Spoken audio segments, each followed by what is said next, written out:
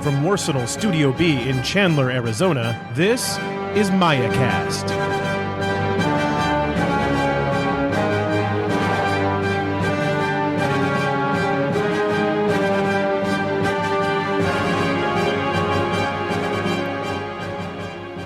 Welcome to another edition of MayaCast. I am your host, Tom Shadle. Yeah, and I am your host, Kip Parcell. And this is episode 75 for March 25th, 2016.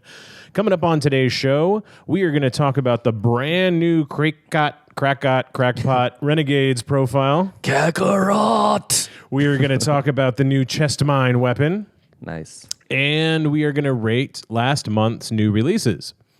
Now, we don't have new release information to give you because it's still early. They released the new releases earlier than usual. So we'll talk about them now, and they're probably saving all of their news and info for the seminar at Adepticon. I would imagine that. Once we get done with that, we will delve into our giant stack of emails and voicemails and start getting through all of that. But first up, there are events happening, Kip. All over the world. Yes, there are. And the first one, Tomas Shaldevs, is April 1st through the 3rd. And that is going to be GrotzCon. And it is in Red Deer, Alberta. That is up in the frozen tundra of Canada. Depending on how our primary goes, you guys might have a lot new. You have new citizens. Right. And it will be on April 2nd. Registration at 9 a.m. It's going to start at 10. It's going to be 400 points. So good times. Going to be playing the Armory, Safe Zone, and everybody's favorite Decapitation. It's going to be $35 for a day pass to the con. Then on April 2nd, we have AggieCon Throwdown in Bryan, Texas. It's 300-point direct operations, no spec ops. They'll be playing Transmission Matrix, Safe Area, and Decapitation. Entry is free with a ticket to AggieCon, and that's $25. They have a 24-player max. Registration is at 9, and it starts at 10. And on April 3rd, we have a 300-point ITS at X Games. That's going to be, or X Planet Games, not the X Games. Sorry, I had too much Mountain Dew today. Got a little bit extreme. Sean White's the workhorse for that. Yeah. X Planet Games, sorry, Lau, up in Toronto, Ontario. And you will be playing Decapitation, Frontline, Safe Area, Supremacy if needed.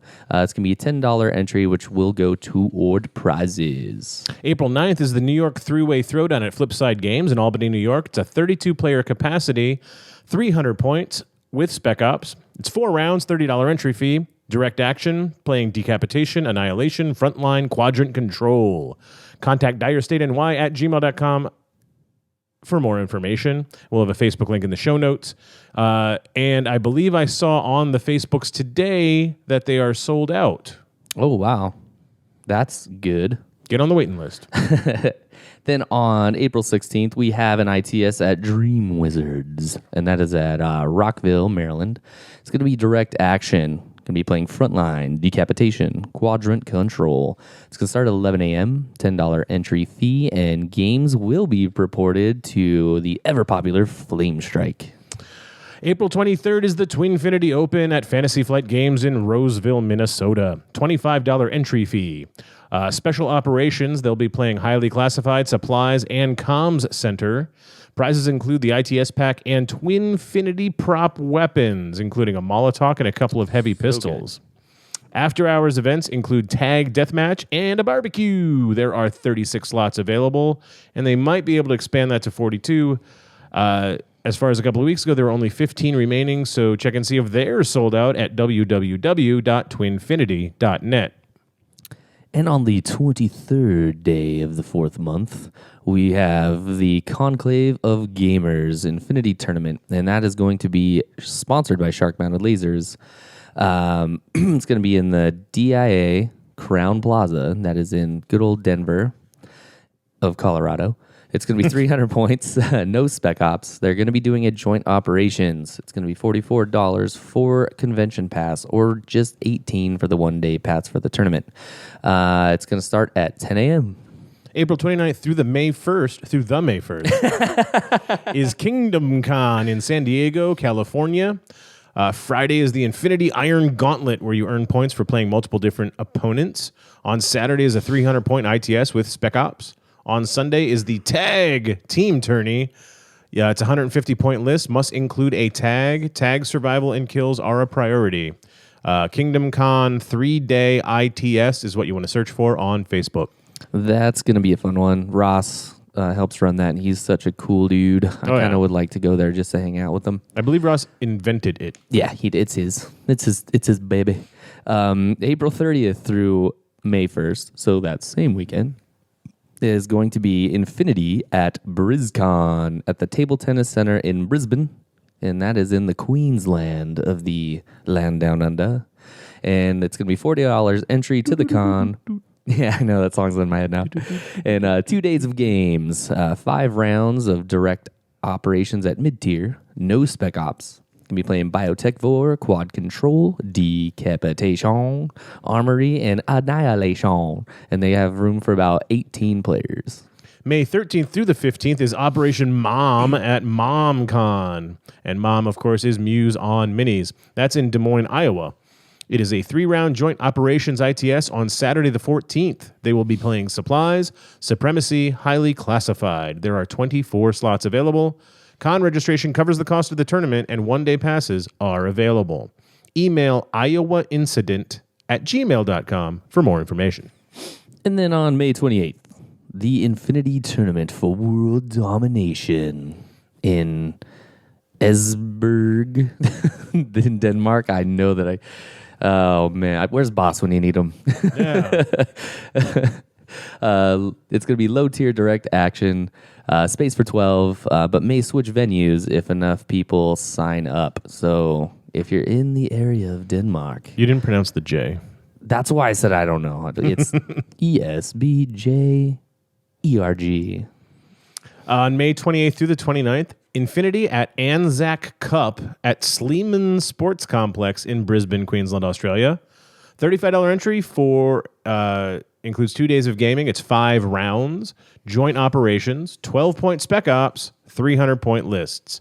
They'll be playing Supremacy, Safe Area, Supplies, Antenna Field, and Frontline. And it is a charity event benefiting SoldierOn.org.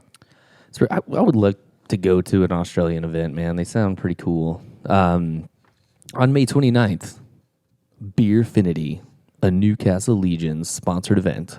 And that is going to be at Gallipoli Legion Club in Hamilton, Newcastle. Gallipoli. Yeah, Gallipoli. That's probably not how you say it. That's going to be in New South Wales in the land we all love down under. As with all Legion events, don't be a dick applies. All things are easier with beer, so there'll be plenty of it. It's going to be 300 points, 30 slots, $15 each, using the modified ITS from CanCon. Going to be playing Annihilation, Supplies, Seize the Antenna, and Frontline. Finally, on June 17th through the 19th, it's Blood in the Sun in Northbrook, Illinois, which is outside of Chicago. Friday will feature an Infinity narrative or campaign-style event. Saturday will be the Midwest Massacre, which is that team-style event where one person on the team plays at the 150-point level, another player plays at the 200-point level, 300-point, and 400-point, and then you combine all your points to see which team wins. They'll finish the weekend on Sunday with a standard 300-point ITS tournament. More information at bloodinthesun.com. You know what's cool, Kip? A lot of things, but what's on your mind? Well, this is episode 75. Mm-hmm. And it comes out on March 25th. 3/25.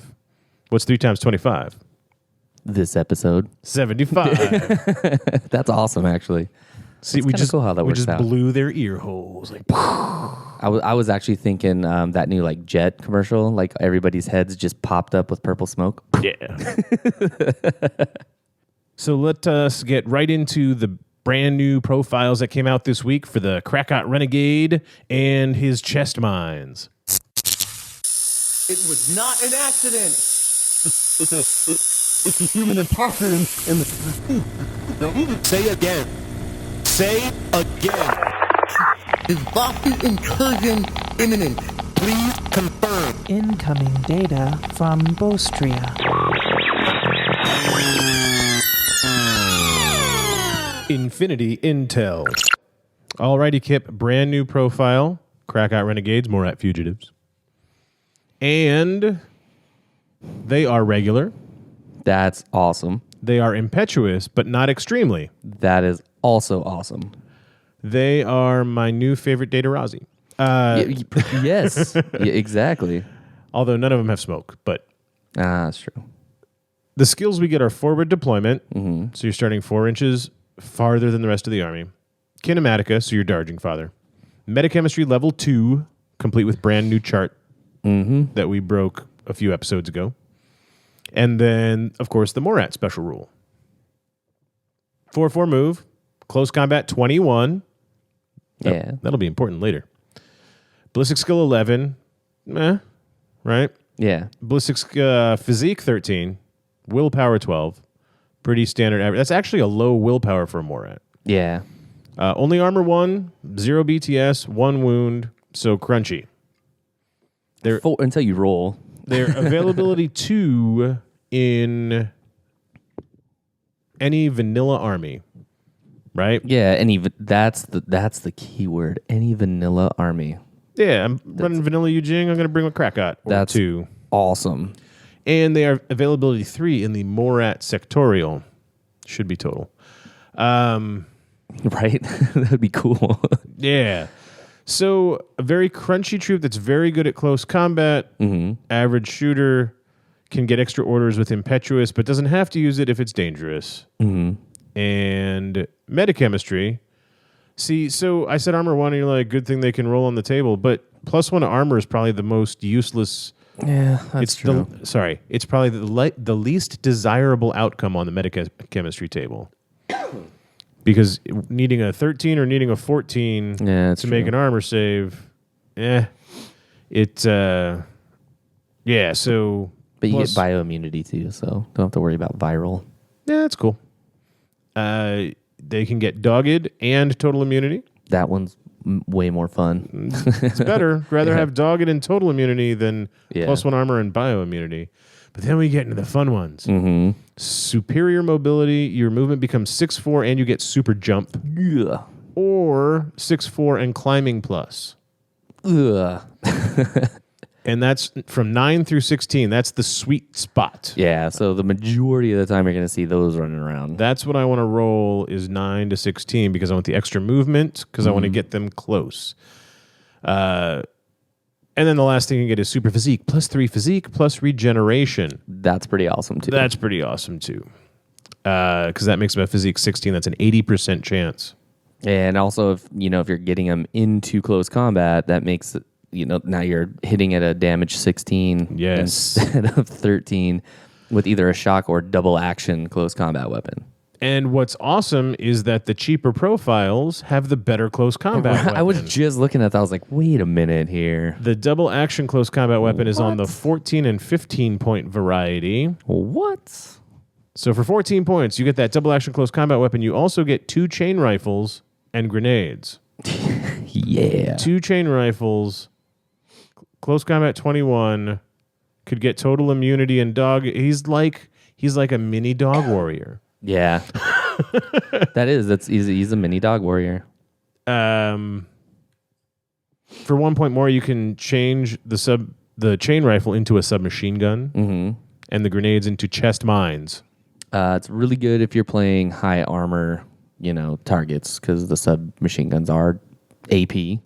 Well, it's really good because it comes with chest mines, and I want those more than I want grenades. Right. Then 2 more points, you get two submachine guns and chest mines. I kind of like that one, honestly. Firing 4 shots on your turn.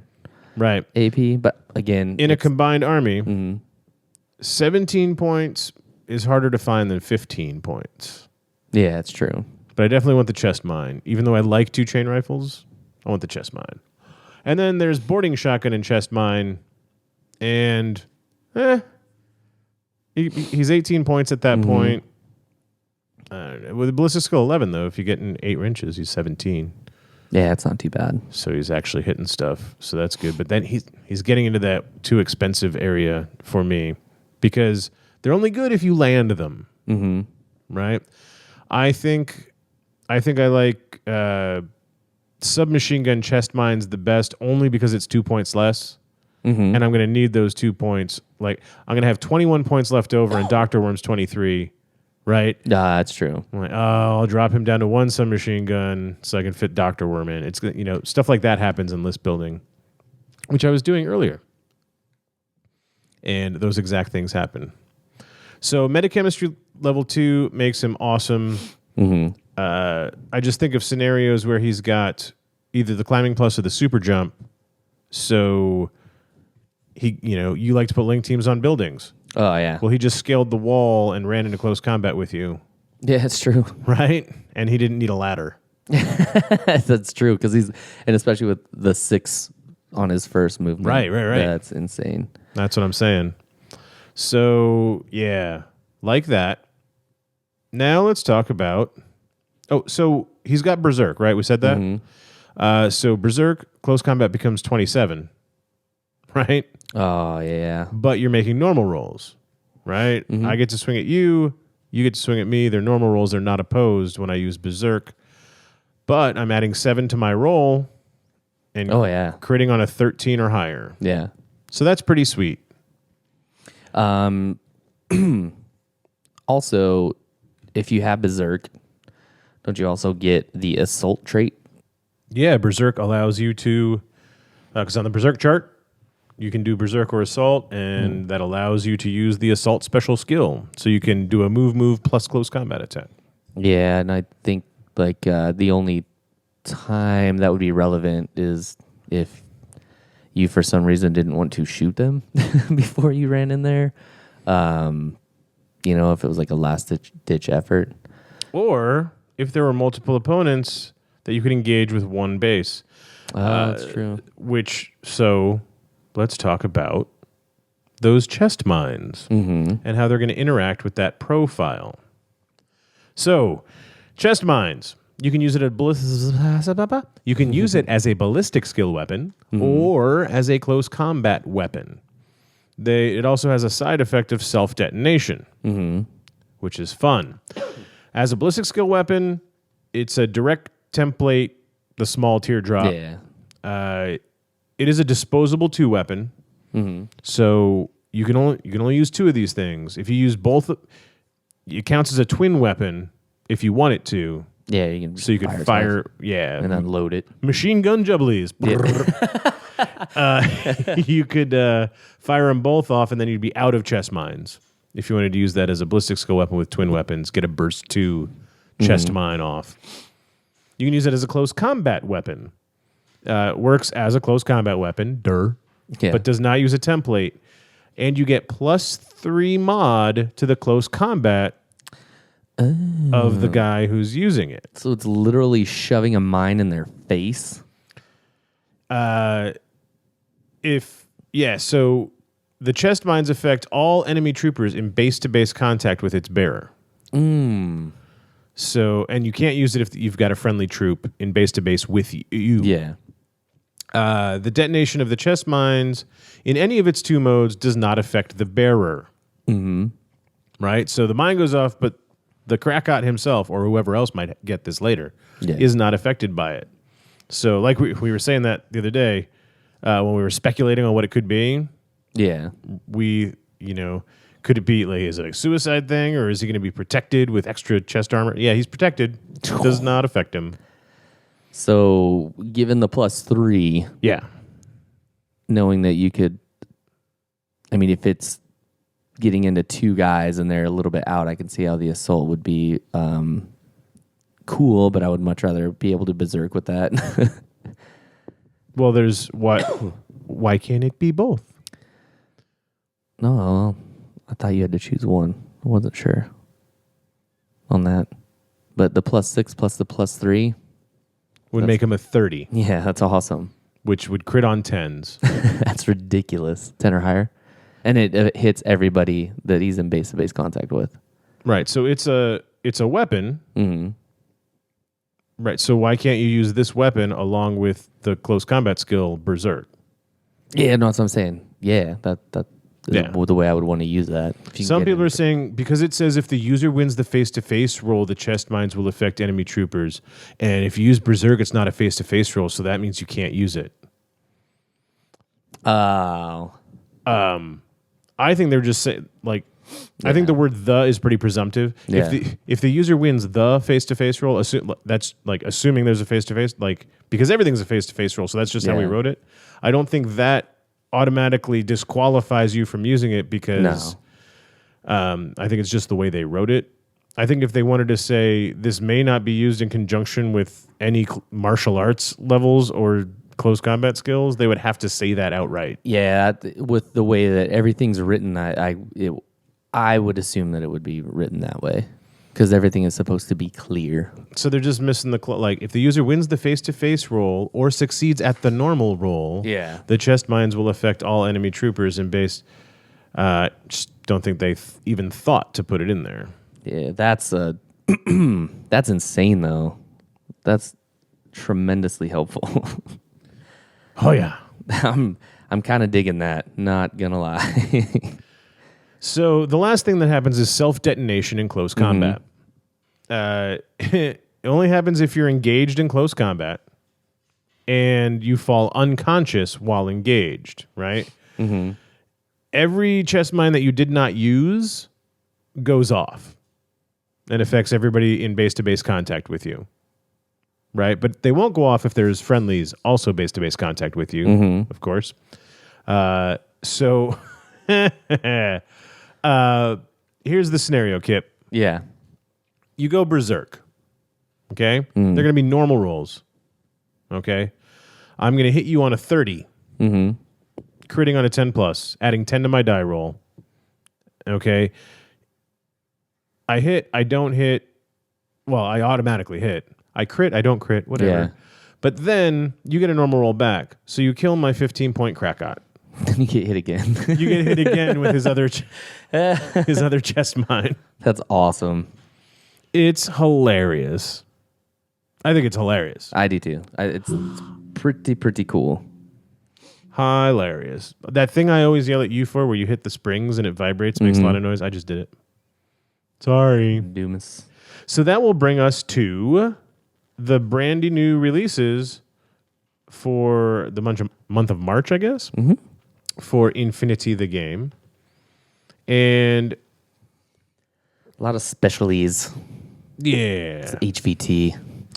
I think some people were a little disappointed in this month. There wasn't a lot of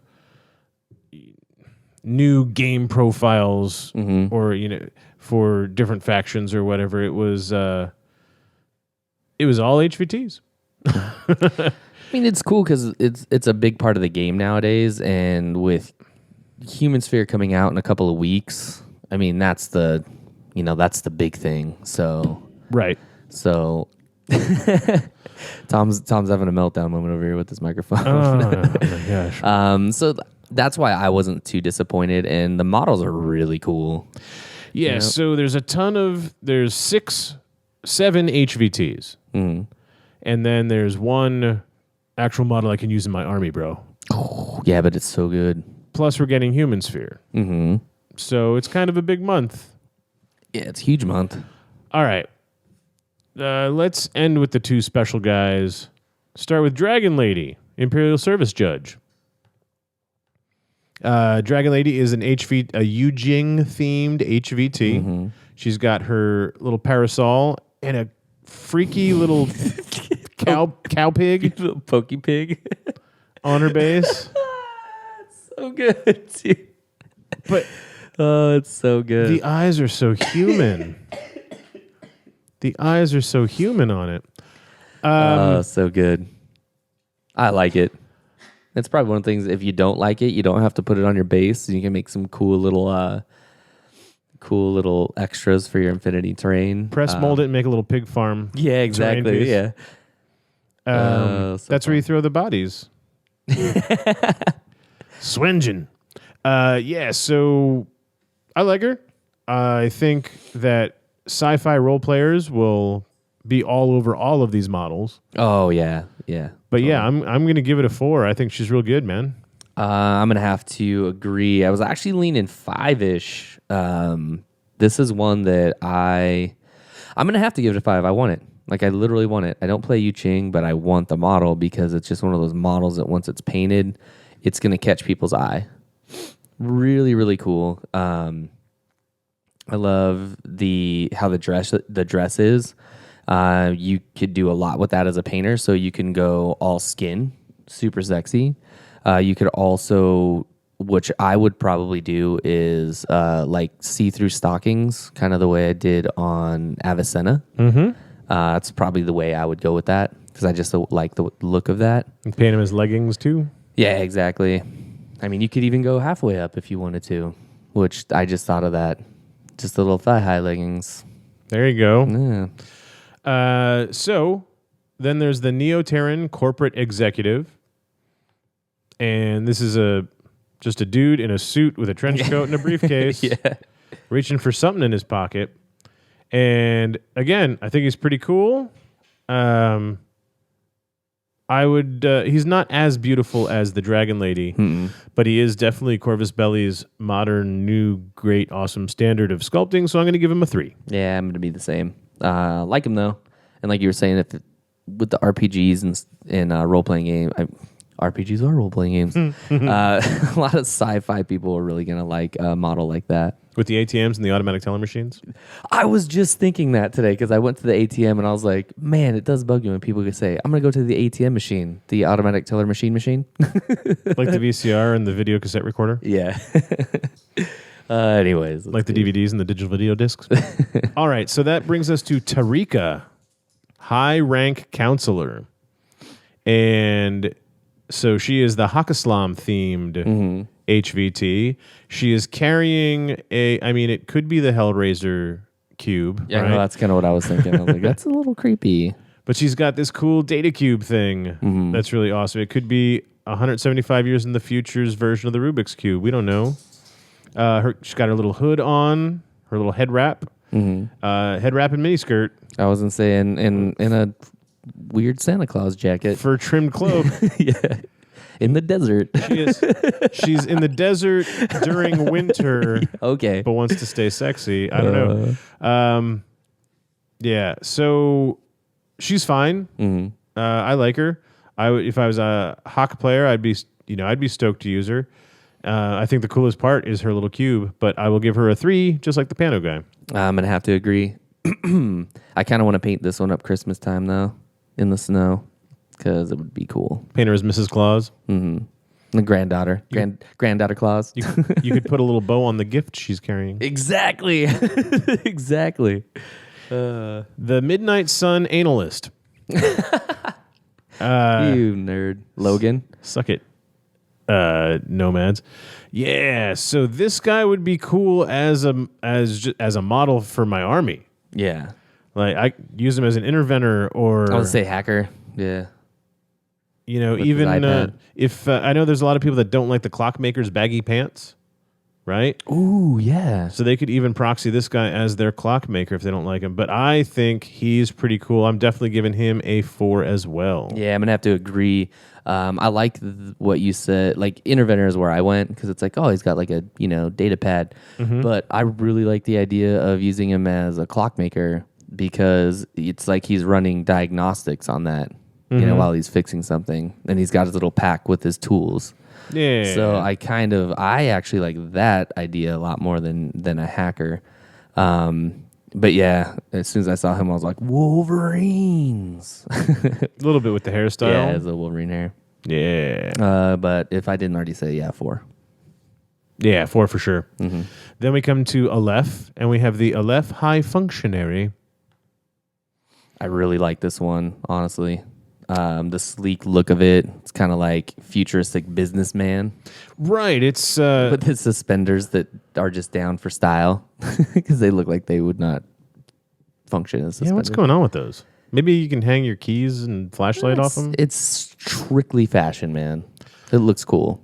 He either spilled some futuristic drink on his shirt or something in his hand is glowing green. It's a cube. There's a little light effect painted He's got on. a cube. Do you rip it out of somebody's skull? Exactly.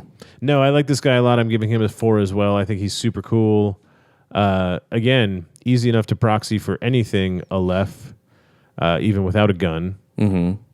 And yeah, like him a lot. I'm teetering on this one. When I saw that, I actually wanted it, even if I never used it. So I'm gonna have to give that one a 5 as per our standards. I like how, even though it's just a standard standing up pose, it just looks awesome. I was like, man, I want a suit like that. I want to wear a suit like that. Looks cool. Yeah, he's just holding this tiny little thing, glows green. And you know what? This one's not an HVT. It's an actual profile. My bad. It's the Kanran Counterinsurgency Group for Yu Jing, armed with chain colt and monofilament sword. And holo projector level 2. I believe we already talked about this dude's model. Yeah, we did. We talked about him already. And I freaking like it a lot. Again, sci-fi RPGs. What a good candidate. Oh, yeah. For a character. I have to give him a 5 because I want to get this model and will get this model, even though I'm not playing the faction. I'm going to go with a 4 on it. I really enjoy the model. I think it's awesome. I actually enjoy the paint job as well. There's something about that like teal and the shade of the orange yellowy colors that they use that pop, man. Really good. Really, really good on that. Yeah. But 4, because it's not one that I'm going to jump at. So he's really good. Like him a lot. He is, he's really good. One of my favorites of the month. So the last HVT, I guess, then, would be, what's that dumb faction you play? Adriana. Yeah, Adriana. For Ariadna, you get Colonel Yevgeny Voronin of the Cossack Diplomatic Corps. And he has 2 versions. Yeah. The HVT version is the dude with his riding crop and a cigar. Mm-hmm. It's cool, right? Yeah. Then there's the what they called on their marketing the regular version. The regular version. Which means he's going to get a profile. That's kind of cool. And it's him on a 55 millimeter base holding the rope or chain leash of an antipode. Yeah. That looks awesome. That absolutely looks awesome. One of our guys was actually saying that he wants to use the antipode from the devil dog instead, so it like kind of looks all up and He's turning his neck too. Yeah, exactly. Which might work with the leash. And then he was going to link the chain and then unlink them when he separated them. Yeah. So don't know what the rules are going to be or what happens with the dude with his antipode on a chain. No idea, but it certainly looks freaking cool, doesn't it? Oh, yeah. He's pretty awesome. Looking at him, though, I wonder if... Oh, yeah, it says it was painted by Angel, but they look different in the faces on each one. Regular version, 5. HVT version, 4. I will agree with you on both. He's so good. That's stupidly good with that antipode. Oh, yeah. That's crazy. And I kind of agree with our friend Sam, because it'd be cool to put the jumping antipode with his knife there and then having that stalking one moving over the table on a 40 with your devil dog would just look really cool. Crazy. I like that a lot. All right. Last but not least, the Umbra Samaritan. Yeah, the Nightbringer. So, we said when we announced this last month that this was coming out, and Carlos said it's risky in terms of its design and things we have never done before. Mm-hmm. Well, Snicker Snack, he was right, man. Yeah. You got this guy whose cloak is a streaming cloud of smoke billowing out behind him. So is nanotech, magic, who knows? Mm-hmm. We don't know, but it looks evil. He is, like you said, Nightbringer meets the Umbrella God. Mm-hmm. But it looks way cooler, actually. Yeah, he's got the 3-pronged weapon from Krull. I think the Krull one had more than 3 for sure. But yeah, he's got the throwing Vorpal close combat weapon. So, yeah. And whatever the gun is. I think it's a Red Fury. It could be. Sure, why not? Since we haven't seen one of that design. It's kind of what I'm thinking. Someone said that they heard it was a breaker combi. That would be cool as well. But don't know. Looks way different than a combi, though, doesn't it? Mm-hmm. So I like your guess. I like Red Fury. Yeah, I'm just going to say that just because I haven't seen that gun before and we haven't seen that, be the first time. I really dig it, though. Yeah, when I first saw it, I was like, hey, I think I know where the inspiration from that came from. I heard purple. I heard purple.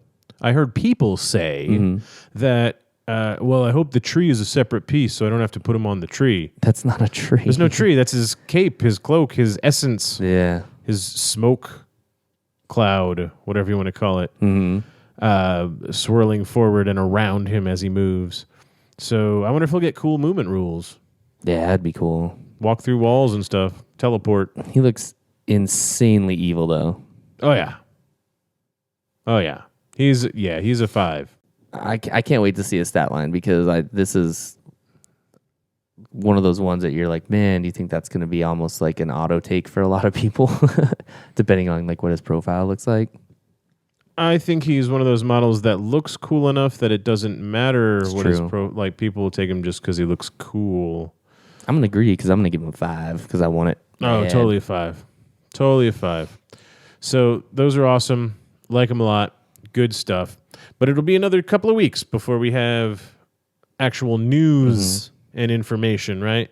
Because they're saving everything up for Adepticon. But Carlos did promise he's going to give us a bunch of files at Adepticon for us to share. Awesome.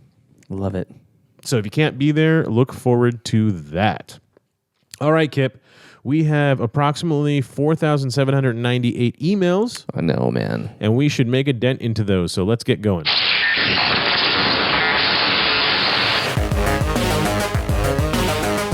Captain, incoming message. This is Brian from College Station, Texas. There's a letter in your mailbox. This is Bonnie. You've got mail. This is Emmett from Las Vegas, Nevada. I am an idiot. This is Dan Cade. Message for you, son. My neighbor from Croatia. Tom at MayaCast.com. Or Kip at MayaCast.com. Okay, so let us begin with Brett Carlson, because this is back from February 24th. Oh, my That's goodness. how far we're behind on emails. Hey, Kip and Tom. First off, quick thanks for doing the podcast. I've only recently discovered my love of Infinity, and since then I've been binging your content along with YouTube bat reps. While I've yet to get my first real game in, I've already signed up for 3 of the Infinity tournaments at this year's Nova. By the way, 4 Infinity tournaments going on at Nova, September 1st through the 4th. Because the love for this game is downright viral, and I'm failing my BTS roles. When I started into Infinity, I picked up Yujing Vanilla as my starter. While the Asian aesthetic is a guilty pleasure of mine, their heavy infantry were what really grabbed my attention. It also had absolutely nothing to do with a deep, dark love for fictional authoritarian police stating. Knowing almost nothing about list building for Infinity and suffering from a predilection for spamming models I like the look of, I immediately dove into building lists with nothing but heavy infantry outside of the few specialists I couldn't get otherwise. There were so many Shang-Chi and Zuyongs. Upon asking for some feedback from people who had actually played a full game, I quickly realized I needed to change my idea of what a heavy infantry-focused list looked like, and have dialed back to 4 to 6 heavy infantry with light infantry support. While I now know my original list would not exactly be termed viable, I also know I'm going to have to run it for fun once in a while. So, to make a short story long, what is the worst list you currently or have ever wanted to play? Thanks again for the hard work you guys do for the community, Brett Carlson. So, for me, starting with Pano, right? I wanted to do Pano Tio Camo Spam. Right? Oh, you Shazvasti players think you're so great where you hand over a blank courtesy list. Ha ha ha. Well, I'm going to do that with Pano. And you can, but you're definitely order starved and specialist starved. Oh, yeah. Because you're looking at a cutter and a Swiss guard. And the TO Camo Forward Observer Knights, the order sergeants, and Crocmen and hexes. Okay? And you can get about 6 orders. You can. But once you have the cutter and the Swiss guard, you don't have a lot of points left for anything else. But I think it'd be funny. Here's my here's my Pano courtesy list. It's blank. Let's see. I did 2 with Caledonia that were like that. One was Call of Duty Ghosts. Like when that came out, I played that pretty heavily. So I made a list and played Tom with it, and I got tabled by Pano because it only had 10 models in it. It's like heavier infantry. Remember that? It was like I took a bunch of SAS, like maxed out SAS, because they were all painted that way, and then I had some of the the 5 armor Highlanders, like totally blanking on their name right now, that I don't ever like to take. And they were just only 10 orders in a Caledonia list was brutal. Like you smoked me with a cutter. Like the cutter just kicked the crap out of me. Living like the rest of us. Yeah. The other one I did with Caledonia was the Wolves of Summer, where I was like, I just want to take a bunch of dog warriors. I mean, a bunch of Wolvers and Cameronians and just a couple of extra guys. And in Annihilation, it'd be fun. But can't really do any classifieds with them hardly. So, but they were cool and they were themed. So I think that's where I would go. Like, because I actually did play with one, and Tom, I don't think I killed anything. I literally think you tabled me without losing a point. I don't recall. Oh, I do. And I would never bring that tragedy back to you. So I remember everything. Not really. Yeah, that's a cool question. If you guys out there have a really stupid list that's like a lot of fun but not very good, if you know what I mean, like at ITS, right? Then you should write in and tell us what you guys have, and we'll get it on the air for Brett and share it with everybody. Our next one's going to come from Ruben Santiago. I just like saying it that way. It sounds really cool. He says, "Hello, Tom and Kip. I am a newer player to Infinity, and I have listened to your entire podcast catalog, and I'm having a blast. Thank you very much, Ruben. I love the discussions on how the units in the game can work and how we as a community can enjoy the game. I've been eyeballing some Hassassin Baram lately, and it says, by the time you read this, I probably have bought the entire model range for the sectorial. Yes, even multiple Lasiques with viral rifles. He said the models in the sectorial look great, and coming from NCA, the skirmisher style of play, infiltrating specialists, viral weapons, reliable doctors, and high whip, are all enticing. So the problem is the sectorial is just far from complete, and there is really no one speaking positively about the sectorial. Most people will just say... This email is from before the Rumble, huh? Yeah, it is. Okay. Just play vanilla. This is from February 29th. It says, but that's just a cop-out. He says, I wanted to know if you could discuss some general tactics and advantages of playing Hassassin Bahram. I like saying it that way, too. I may not be the only one looking for some advice for playing Hassassin Bahram. And this could be more light to the shadows of the sectorial. Thank you, Ruben Santiago. So, that was before the Rumble, and Assassins actually took first because that's what Dexter was playing. I think where most people have kind of run into that, they're not complete, is they have a lot of tricks. So if you don't know how to use them, they might not how to get the most out of them. Yeah, how to get the most out of them. They could be a little bit more difficult to start with, but that should be never turn you away from anything, because having something a little bit more difficult to start with, once you learn it, then you become even more skilled because you remember these things. But I mean, they have fidets. I take fidets, which are really good shock troops. Can set up smoke for people to advance. Yeah, you are using high whip. You have a lot of viral weapons, so I don't think that there's a problem with them at all. Well, you can take 2 Fidesz plus Algebel in Hassassin if you want to do Alpha Strikey. If you want to say to your opponent, you're not going to do what you thought you were going to do first turn. Yeah, exactly. You're going to have to deal with all this mess. Then you can roll that way, and that's one of their availability bumps that you get is the extra Fide. Now, talking with Dexter at lunch, I mentioned Hassassin and said, 2 Fidesz and Algebel, and he's like, no, that's not how I'm playing it. That's awesome. What was he? I have no idea what was in his list. Oh, okay. And I didn't face him. And Zach, who did face him, that was Zach's only loss on the day, got wiped out. And I tried asking him what was in the list. He's like, I don't know. He had these dudes that shot me.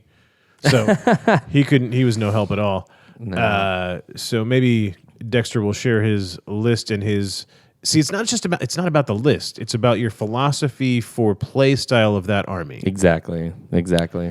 I know that if I were going to play them, I would look heavily into the Muib Link team because they are toolboxes. Yeah, Muibs can be really good. They're a little expensive, but they have a lot of different options and tools at your disposal. You have, Go VODs are really nice if you want a specialist version.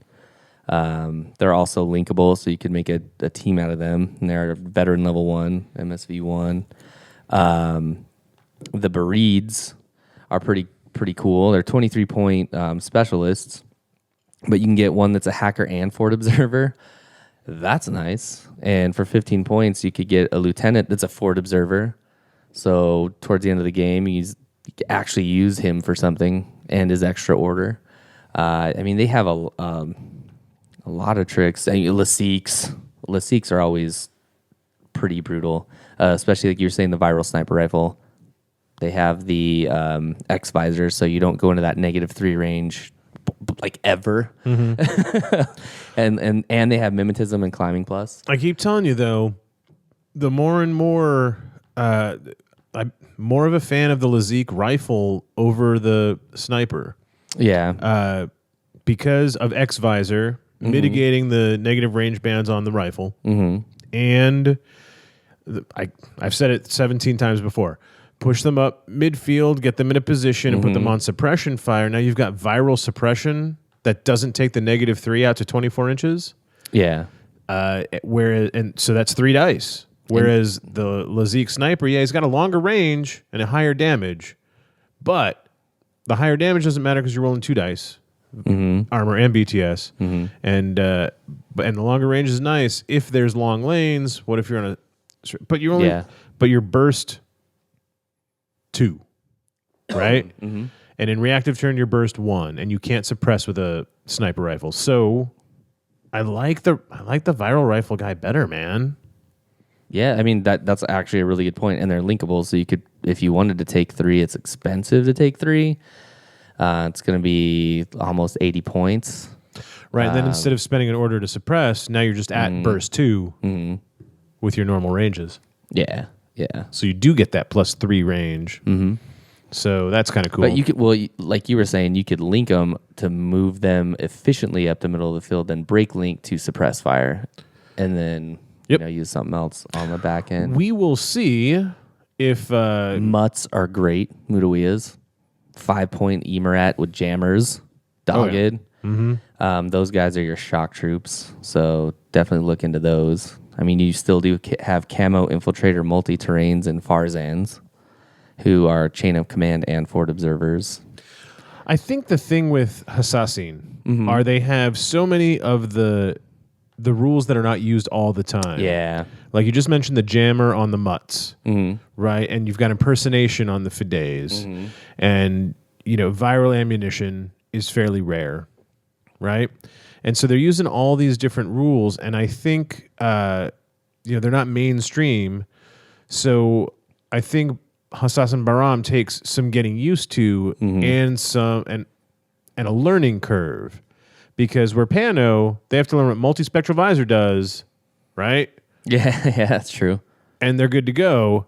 You've got to learn what does an X visor do and what does impersonation do, and you have all these different rules, so there's a steeper learning. And then once you learn what it does, like figuring out how to use that to your advantage. You can use an infiltrator, or not an infiltrator, an impersonator, but if it's not in the best position, you might have wasted all the points on that, until you figure out how to do it.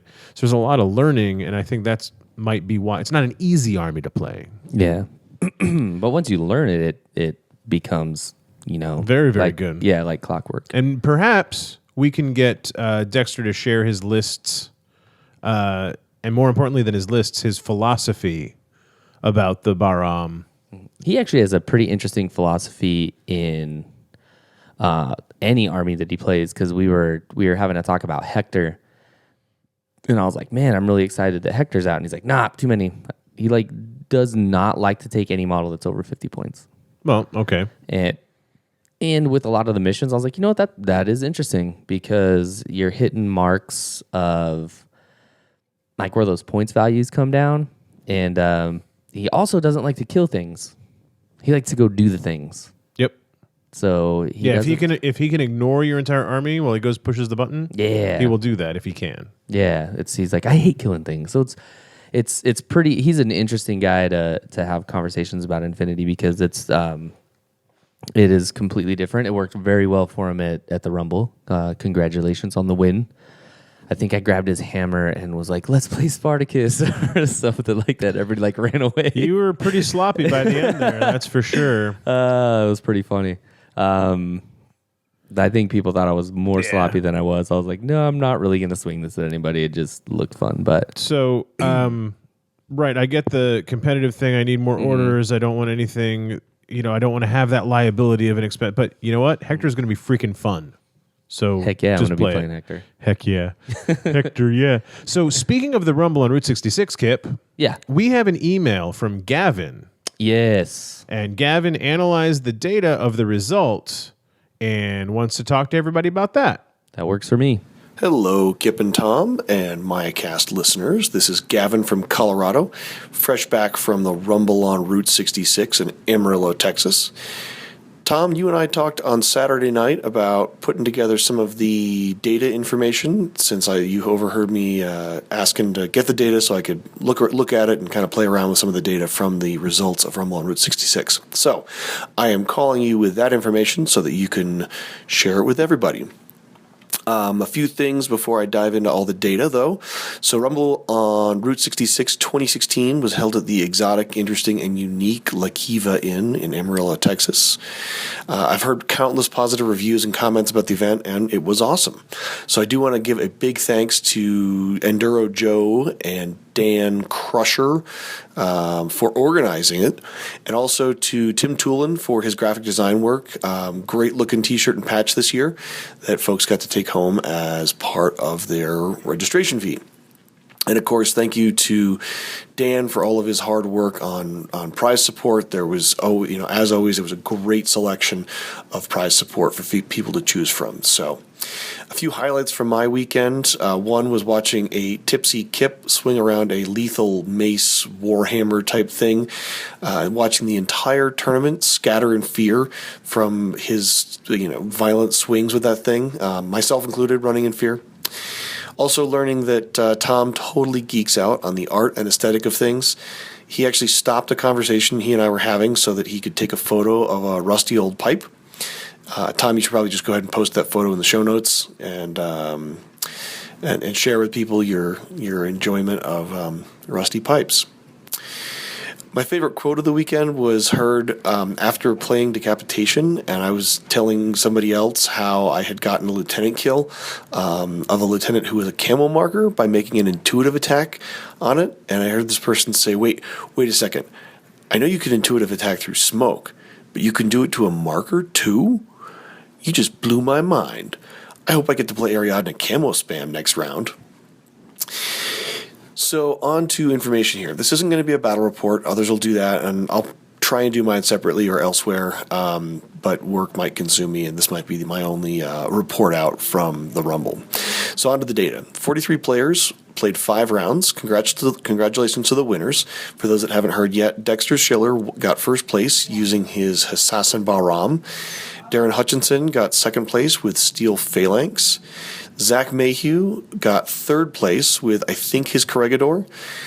Michael Klein came all the way in from New York, and he got fourth place with his Toha. And Josh Farmer, who was last year's defending champion, got fifth place with his Toha. So 2 Toha, a Corregidor, a Steel Phalanx, and a Assassin Bahram rounded out the top 5. A few caveats about the information. Apparently the CB app, the Corvus Belli app, wasn't up during the event.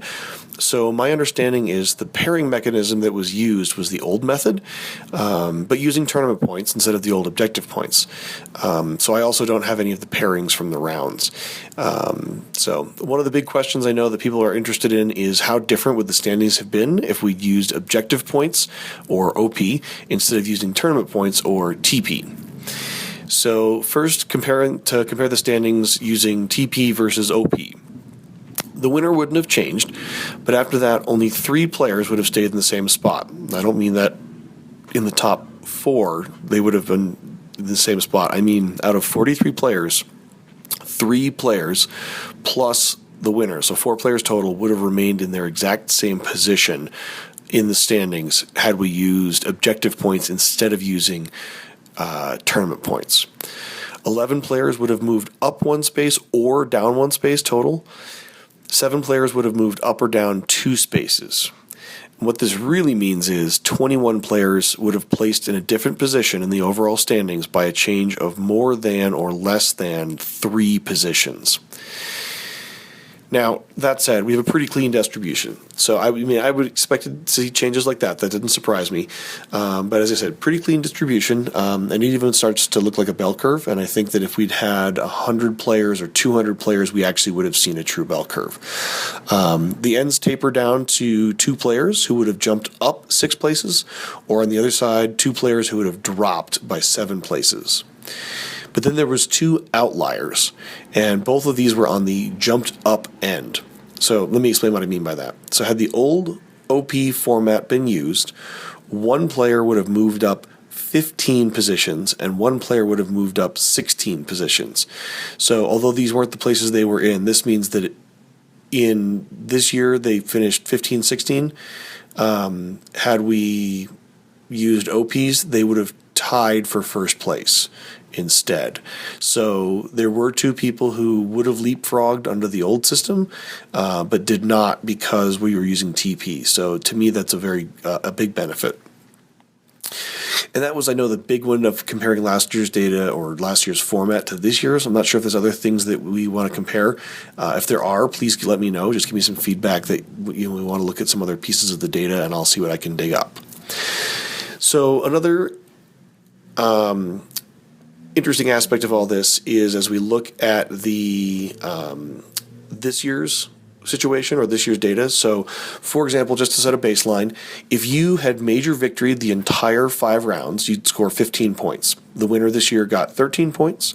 Second and third were tied with 12 points each, and 4th through 6th place had 11 points each. And of course, there are obviously ties, but they were split using objective points. VP wasn't needed to break a tie until you got much further down, and then only 3 ties in the entire standings were split using victory points. So it looks like it's going to be a lot of ties, especially in the middle of the pack in that halfway down where there's a lot of people who are going to have the same number of TP. So one personal observation I had about, and it was my day personally because it was easy for me to look at this, but I had a pretty up and down day. I started the day with a loss to Kip, and then I beat my next 2 opponents in major victories. I lost round 4, and then I got a major victory in the final round. So I scored 9 TP on the day, and this put me in a 4-way tie with 3 other players who also had 9 TP. And the tie ended up being broken using only the OP, and after that I was in second place of those 4 people. Had I scored one more OP and 12 more victory points in any of my games, I'd have been the first of those 4. So the point is, with the new system, we're going to see lots of ties, especially in the middle of the pack, but everywhere. So getting objective points still matters. That if you realize you've lost, do not give up because you know you're going to get a 0. Fight it out to pull in those couple of extra objective points. And I say that because I had a 7-5 loss, but if that had been a 7-3 loss, so it still would have been a minor victory for my opponent, I would have dropped down in my standings, even though I would have had the same number of TP on the day. So objective points still matter, but margin of victory obviously matters more now. So another piece of the data, something I've done in the past, is to figure out kind of what it takes to win. In other words, how many points do you need to get in order to have a top finish for the event? So in the old system, it was much more important because even a loss contributed to your total score. Now it really just contributes to your tiebreaker. So it used to be you needed about 7.4 or so points per round to get a top finish. This wasn't a guarantee, but if you'd gotten 7 or 8 points each round, odds were you'll be playing on the top table in the final round. And that didn't matter whether it was a 3-game tournament or a 5-game tournament or a 4-game tournament. Odds were you'd be playing at the top table. So now at Rumble, using tournament points, it looks a little bit different. At the end of round 4, the top 4 players had 12, 10, 9, and 9 tournament points for the day. Those same 4 players would remain the top 4 players after the final, but they'd be in a totally different order of rank from round 4 to round 5. So they averaged, over the first 4 rounds, they averaged 3 points, 2.5 points, and 2.25 points, 2.25 points. After 5 rounds, their averages were 2.6, 2.4, and 2.2. So in blunt terms, just getting minor victories won't win you the event. You've got to average greater than 2 points over the day to really be in the hunt at the end of the day. So something interesting that came out of this is if you look at the types of wins versus losses versus ties for the top few players. So I look at the top 7, because that was kind of where there was a big jump in the data. There was only one player that scored a total TP of 10, but then there was a big chunk that scored 11 or more, and then we get into a lot of players that scored 9 or less. Obviously, the rest of the field. So first place won with 3 majors and 2 minor victories. Both second and third place, who were a tie, finished with 4 major victories and 1 loss. So even though they had more major victories than the first place, they each had a loss. So you can certainly come from behind with a loss and still get up to the top, but you've got to do it with some serious victories after that or before that. Fourth place was 2 majors, 2 minors, and 1 tie. And that fourth place was also actually tied with the people who were finished in 5th and 6th. And the people in 5th and 6th had 3 majors, 2 minors, and 1 loss. So, and then rounding that out, 7th place was 2 majors, 2 minors, and 1 loss. So the other interesting thing was that there was one player who got 3 minor wins, and no players got 4 or 5 minor wins. No matter what the rest of their scores or results were, people were either getting major wins or a couple of minor wins or no wins at all. It appears that nobody really was playing out and getting 2 points per round after round. So another point on here is to go back to the average round score of getting 2 points or greater than 2 points per round. Over the day, there were 25 players who, at the end of one of the rounds, one or more of the rounds, were in the 2 or greater clubs. They were averaging 2 or more points per round for the day. So remember, if you lost in round 1, there's no way you could claw your way back up onto that list until round 3. So what we see is that in round 1, 22 players had 2 or more points. In round 2, 12 players were averaging 2 or more points. In round 3, 11 players were averaging two or more points per round, but three of those players were new to the list, having lost in round 1 and then clawing back up onto the winners list. Round 4 had 8 people that were still at that average, and round 5 had 7 people that had an average of 2 or greater for the day. But however, the real telling fact is only 4 players stayed above that average all day long, and those 4 players were all in the top 5 at the end of the day. So at the end of every single round, 4 players had an average of 2 or more points. So this brings me to kind of an editorial observation, which is the challenge system. So my understanding is the new app is going to set pairings for each round, and I'm going to be interested to see how it pairs round 1, or if the TOs are still doing it randomly or using the challenge system. Because although I don't think it would have had a big impact on the final outcome, I think we would have made the day look very different. So personally, I love the challenge system, but I'm interested to see if using it as the ELOS system takes hold will change what the days look like as far as when people are winning and losing and how they end up doing over the day. So another personal observation, 0 points for a loss hurts. Both in your standings and emotionally. When you lose by a narrow margin, knowing that I just lost to a top player, 7-5, and getting a 0, when in the same round, a player on the bad end of a 10-0 score also got a 0. Now, I know that ELOs should balance this out in the long run. For example, both of my losses on the day were to players who are both usually ranked higher than I am. So my understanding is with a new ELOS system, I wouldn't be penalized as harshly for losing those 2 games because I lost them to players who are both ranked higher than I am. But nonetheless, getting a 0 when you have a narrow loss, it stings. That said, I overheard people talking about, well, maybe there should be more layers in the system to say that if you get a loss, or call it a narrow loss, where if you lose by 1 or 2 points, you still get 1 point, and then a tie becomes 2 points, etc., etc. I'm not sure that actually would be a good solution. As much as getting that 0 points for a loss hurts, I think that if we move to a system where you still got points for a loss, it would change things around so that we'd be back where we were, where you could still kind of sandbag and then leapfrog throughout the day. So, I think the system's a good system, but I'll be curious really to see how it develops over time and what we start to see with once we have more data to go through all. Well, I guess that's enough for now. I might do some additional analysis in the coming weeks. If I do, I will definitely let you guys know. It was great to see you guys as always. Have fun at Adepticon. Sorry, I'm not going to be making it this year. Thank you to 4 of my opponents this past Saturday. It was a great and enjoyable game for the great and enjoyable games. Now, opponent number 5 was my round 1 opponent. He was sleep deprived. He was drunk. He got way too many crits, and not to mention, he's an idiot. So no thank you to round one opponents. Until next time, this is Gavin from Colorado. Thanks, guys. Have a good one. Thank you so much, Gavin, for that long and detailed email. I can't give a thank you to my round 1 opponent right now. Yeah. He's just mad that you finally got revenge on his Hakaslam. I did, and I did roll a lot of crits.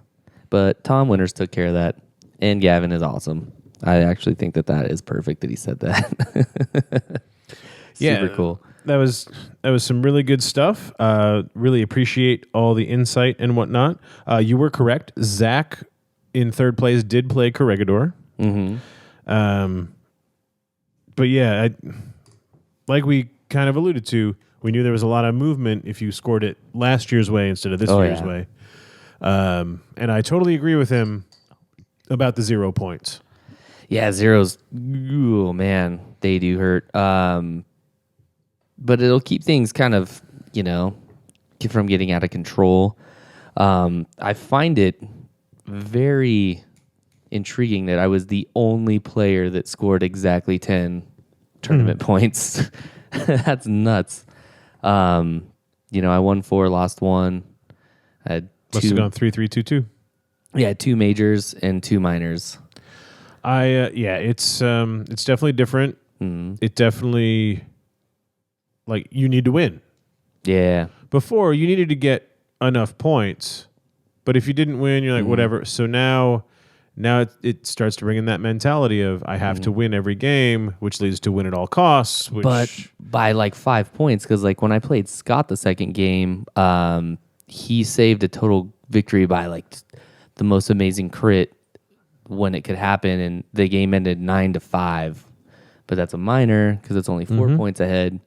So, like getting those major victories against equally skilled opponents is going to be a lot harder. You know what I mean? And it also makes those missions that in 2 orders can sway from a 7-2 to a 4-2. The other, you know what I mean? I mean a 6-4. Like, ooh. There's also the missions where they're sort of they equal 10. Mm-hmm. Like you can get, if you get 9 and the opponent can only get 1. Like it, there's those missions that work like that. But then there's missions where you can both get all of your points, and those are always the close ones, right? Yeah, because 2 equally skilled opponents can play to a 10-0 victory in something in something like Biotech Vor. Yeah, where I do all the killing, but all my dudes stayed alive and got my classifieds and that's very true. Gavin's probably a better player than I am, and we played Biotech Vor at Beerfinity, and I went 10-0 because of the crummy table. And the next day I got the opposite side of that same table, and I got 10-0'd by Jeremy from Albuquerque. So it's, those missions are the super big swings, but then there's the other ones where I'm going to do my stuff, you do your stuff. We don't have to shoot each other, right? And those can be super close, like 5-4, 7-6, and yeah, it really hurts to get the 0 points for, I got 7 objective points, but the other guy got 8. Yeah. And another guy just got 3 points for getting 5 victory, for 5 objective points when his opponent got 0. Yeah. And so he gets 3 tournament points and you get 0, even though you outscored that guy by 2. It's oof. So still reserving judgment, see how the whole season goes. I like that winning matters, so you don't get the guy the only undefeated guy who doesn't win the tournament. But at the same time, so far, I like objective points, man. Because there's no reward for playing a close game. There's no like for losing a close game. Yeah. Super penalizes that. Like I just got blown up 10-0. I deserve 0 points. But I just on the last order went from winning the game to losing the game by 1 point. Now I get 0. Do you think that it should go for, because it's not going to change until August? So, and this is, if it even changes then. This is a short thing. Do you think that it would be much more realistic to be a total victory 5 or more, or 3, a minor victory, which is winning by less than 5, is 2, changing the 1 point for a tie to you get 1 point for a tie or a loss of less, of like less than like 2 or less points. So those ones where you were like, man, I lost 7-5, or maybe even just 1. Like if it's a tie or a loss by 1 victory. I mean, 1 OP. Well, I think Gavin alluded to that when he said, if you get points for losing close matches, will lead to people sandbagging to get softer opponents. That's true. Where, okay, I'm going to lose this one by 1 and get a point. I'm going to lose this one by 1 and get a point. And now I'm going to raffle stomp 10-10-10. Yeah, because then that would put you at 11 points, which wouldn't win you the day, but it would get you in the top 5. 3, 6, 9, 10, 11. Yeah, sure. But yeah, so very interesting. First large tournament for stuff like that. And I'm excited to get started on our smaller local tournaments and see how those play out. We'll see how Adepticon plays out. Hopefully the software will work there. Yeah, no, I actually enjoyed it. I enjoyed the scoring, system, but I could be biased because I did very well considering the circumstances. That's the first tournament I ever played in that condition for 9 hours straight, and 1-4, lost a really awesome one to Tom, and I had all good opponents. There was never really a time where I thought that I was raffle stomping anybody, even when it was like a huge victory. It just was based on luck of dice rolls. Gavin's game between I got a really good victory, but that was because I got lucky enough to stick both infiltrating grunts. And then it just takes elements out of certain matches like that. But it kept everybody close instead of somebody running away with it. There was not one point to where you were like, man, it's yours to lose. There were close to that, but nobody could run away with it in 5 rounds, and that's kind of what I like, And with the ties being everywhere, like you still want to focus on the mission. So Yeah. that's my take. All right. So we've got an email here from James Garfield. It says, "Hi, Tom and Kip. My name is James, and I'm an Ariadne addict. He's awesome. And my friend Brendan, that guy on the light infantry patron list, turned me on to MayaCast a few episodes ago, and I've really enjoyed catching up on episodes. One of my favorite newer models is the Hard Case Frontiersman, Kip, affectionately Really? referred to in our group as the Nuge. The Nuge. The Nuge? The Nuge, man. Ted Nugent. Hell yeah. The Nuge. Bow hunter. Extraordinaire. So it's not Yiddish? He's not. What a nudge. No. Seriously, whenever he reveals from camera, the whole room yells that. It's great and very much like being in a Cheers rerun. Hey, Norm. Hey, you nudge. The concept of using a bow with DA arrows and infinity really appeals to me, and I've been using him in a few games recently. I've got a pretty good handle on ambush camo now, and that's been hilariously frustrating for our group. Yeah, it's awesome. Nothing's quite as entertaining as seeing 3 nomads burn orders on Discover rolls only to finally succeed and uncover a pile of leaves. Where I'm struggling a little is in squeezing all the potential out of the bow's silent property. I've been watching for opportunities to combine silent with camo and surprise shot outside of a target's line of fire, but haven't had a lot of luck getting into good situations to use him that way. I'd love to hear any success stories or tips you've got for getting the most out of this awesome model. And please be sure to tell Brandon to stick his fingers in his ears so he doesn't hear your response. We don't need his Hakaslam and Morats getting any advance intel. So, Brendan, before Kip answers this email, Cover your ears. go stick your finger in it. In your ears. Earmuffs. So, Commander Kilted Tech. This is Commander Rogers.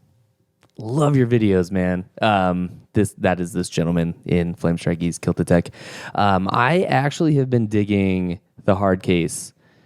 Take the light shotgun version because it's like 12 points. Ambush camo, yes, it has. Even when people know, like Tom knows, which one is going to be the hard case by now, just by the way I do my camo tokens. So it's been really fun to still try to trick him, which kind of doesn't work all the time, but still adds that factor in. Haven't used the bow that much to get. That's going to be a very kind of specialized situation. So what I've come down to and been successful with is use that to get in range with your shotgun on your active turn. The bow's best. Yes, it's silent, which is cool, but double action is better. So what you have in them is you have a 12-point camoed infiltrator that can trick people, that has a shotgun that's, spraying down the line. And then when you go on the defensive, you pull that bow out because you only get one shot anyway. And most of the time, they're not going to be putting guys in position where the blast is going to work. So now you take the bow out, and then your Get your double ARO, it's the same range as your shotgun. if you win that roll, they're making 2 armor rolls. So that's the way I've used them, and it's been pretty successful in that strategy. And you should never hit your microphone with your pen while you're talking with your hands on a podcast. So the way I see it, man, is that the silent ability on the bow is a useful tool to have in your toolbox that you can use, but not a trick that you need to spend orders to pull off. Okay? And I think we get a lot of that. Like you do a really good job of not over focusing on your Katyusha. No. But when people bring smart missile launchers, they're like, okay, I'm going to spend 4 orders to get my forward observer up here, and he's going to forward observe, and they make a big deal out of it. Whereas the smarter thing is, I'm going to use my forward observer because he's a specialist to get to push the button. And now that he's in position, Exactly. he has the opportunity to forward observe, and you're facing the wrong way. Yeah. So I'm not getting shot back. Yes. Or whatever. Like, so you can succeed or fail on your roll and not take any consequences. And then if it hits, okay, now I'm going to rain down fire. But you don't make it okay, here's my whole strategy is I'm going to forward observe and lob grenades with my Squallow. That's my whole thing. No. That's what I'm doing. I'm spending all my orders doing that. And I believe the sniper bow with its silent, sniper bow. It is. It's a sniper bow. with its silence is instead of I'm going to pull this off, I'm going to do this, is more of I've got that tool. And if that dude's facing the wrong way and I can get behind him, then I have the opportunity to use it and not alert anybody. That is probably the best way to put that, Tom. And I completely agree with you. I have a lot of tools in my toolbox, and I never overfocus on any of them. And that's, we played this game for so long, and you know, like how, like when you look at the table, you look at your orders, you kind of figure, I need to do this, this, this, and this, and it's a resource management.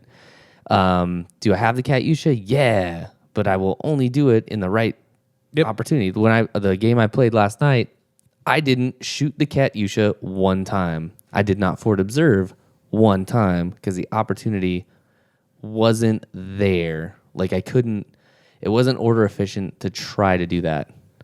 It's more order efficient to run around and flamethrower everything. So that's what I did. So it's like you have to assess the battlefield, assess your orders, and then use the tricks for the trade. That's why it's really helpful to have a lot of tricks in your toolbox, and then you just pick the ones that work. Yeah, I didn't realize that James Garfield here was Tilted Kilt. What's his name? Yes. Kilted Tech. Kilted Tech, Yes. not the Tilted Kilt. He's the one that I posted. No. Those videos were awesome. hilarious. They're awesome. Oh, no. They've got Riot Girls. Yeah. He's awesome, man. Free bananas. Those... I saw them for the first time this morning, actually. They cracked me up. So good job out of you. What do you have there for our last email, Kip? And it's not our last email by any stretch of the imagination. No. It's just our final one for this episode as we run out of time. We literally have a novel, man. Like, we are going to get to them all, guys. We apologize. A lot going on this month. But Dane Miles writes in and he says, "Hey, guys. Just wanted to say thanks to you both for the great show. No, thank you for helping it be great. So I used to listen to you back on the other one, that's all I'm going to say, but hadn't realized you had started the new one until fairly recently. I'm so happy you found us again. Reunited, and it feels so good." Yeah, I just went there. He said, "I went back to catch up on the back catalog as I have this thing about chronological order. Even though I have a fairly long commute to work, 2.5 hours each day." Dang, Dane. Damn, Daniel. Damn, Dane. That's a long drive, man.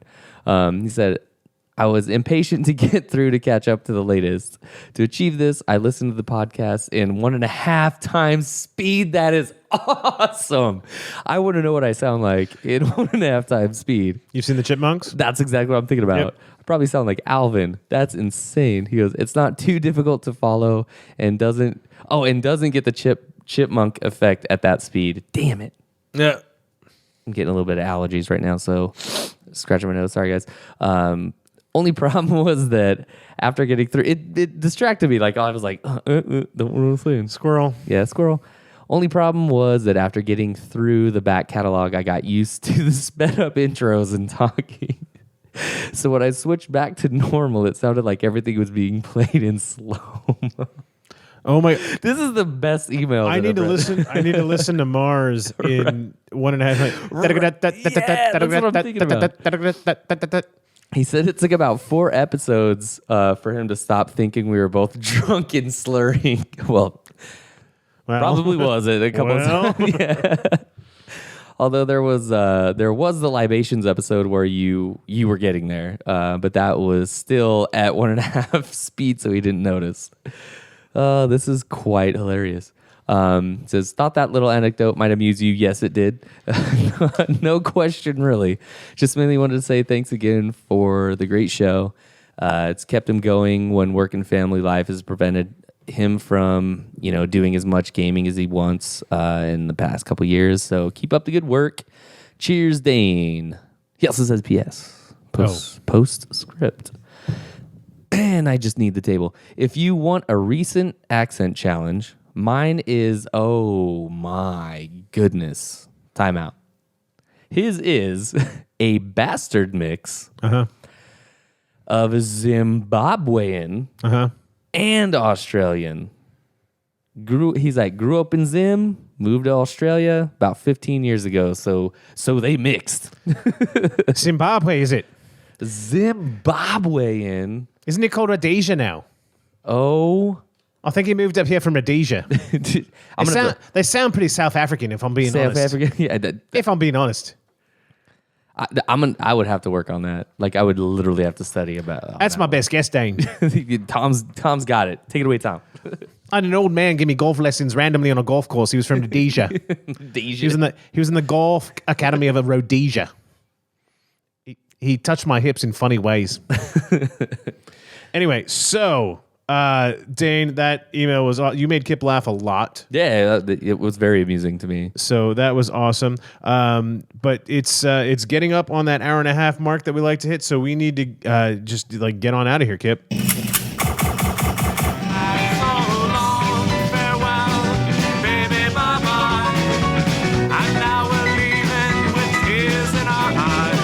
Conversation can serve no purpose anymore. Goodbye.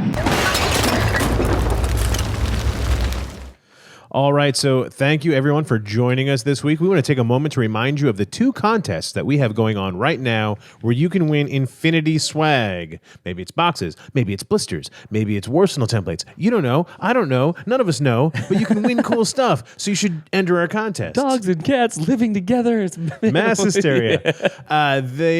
So the first one is our Q1 for 2016 MayaCast Master Glass painting contest, where you win the overall winner wins a engraved master glass with their name, pint glass for drinking bursts, or for, anything that you want. Yeah, picking up dog poop, whatever you need. So this quarter, our theme is dynamic duo. Okay, and so it's any 2 models from the same faction. Okay, that you want to see, like if you could put any 2 together that would benefit from Fireteam rules as Fireteam Duo, those 2 models. They just have to be from the same faction. That's the only limitation on the 2 models. So we do require before photos and time and date stamped, so that we just want to make sure that it's new stuff for our contest, right? Yeah, it's all about painting new stuff. Yeah. So unpublished work. Send your before picture and up to 4, no more than 4, completed photos to Tom at MayaCast.com and Kip at MayaCast.com. Please do include those as attachments and do not embed them into the email. If you do, we can still get them. It's just more of a pain in the butt for me. So we'd appreciate it if you sent them as attachments. These are going to be due on April 4th. When we get back. Yeah, that is the first Monday of April. It's when we get back from Adepticon. As soon as we get back, we're going to compile them all. We'll get that gallery up Tuesday morning so everybody can look at it and see. And then on the 8th, we'll announce the winner. And then we have another one that's going to the 8th. Hang on. Oh. Because we talked about the glass, but don't forget, kids, the more entries we get, the more prizes we give out. Oh, yeah. And sometimes if somebody tickles our fancy in a certain way, they get a random prize just out of the blue. And there's no criteria for that other than, oh my God, that was awesome. So, right, Tor Swanson? Right, yeah, exactly right.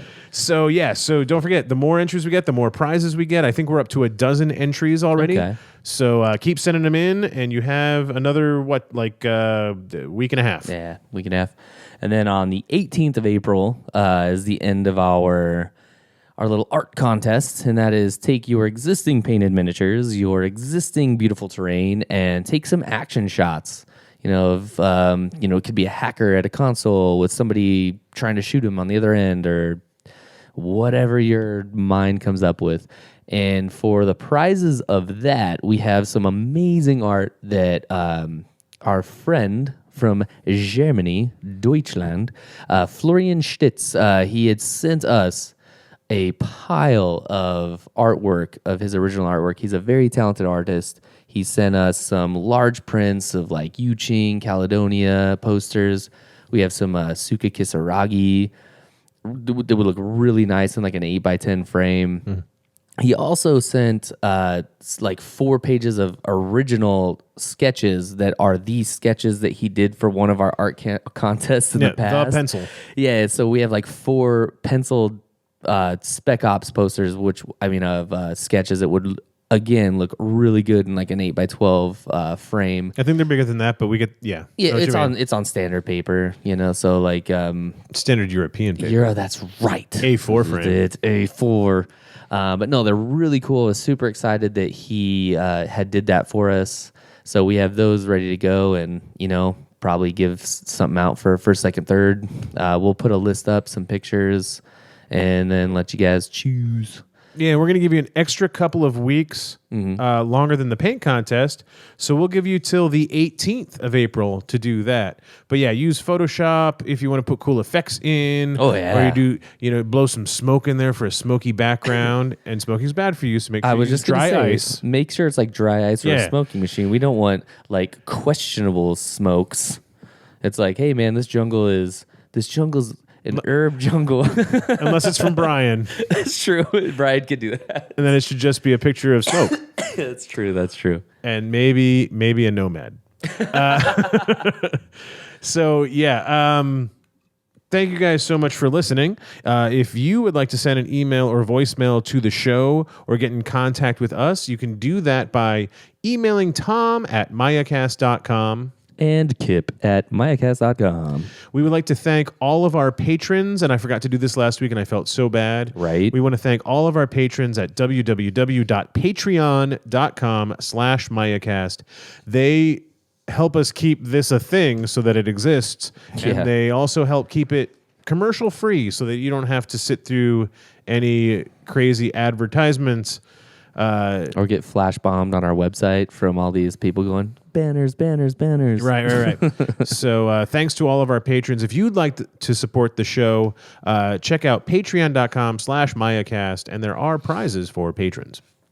The other place that we like to speak with people is on the Book of Face, and that is just facebook.com/InfinityMayaCast. We do have a closed Facebook group, the MayaCast forum, and that has been quite active. Up. Yeah, I like it. I like it a lot. And instead of having to post on the wall, it gives all the listeners a place to where they can post whatever they want with all the fellow listeners. So you can share pictures of painted miniatures, ask questions, talk to everybody without having to worry about fighting or answering the 3 riddles from the trolls under the bridge. So it's just it's a safe house place. It's a safe place to play. Safe place to play. If you enjoyed the podcast, please give us a positive review on iTunes. That will help other people find us. And no matter where you consume your podcast, we appreciate the positive reviews. Negative reviews, please send to Romeo at infinityo-12.com. And So thank you, everybody, for listening. We really appreciate it. And we will see you next week, where we're going to have interviews with some of our opponents from the Rumble on Route 66. And that's going to come to you when Kip and I are actually live at Adepticon. Yeah.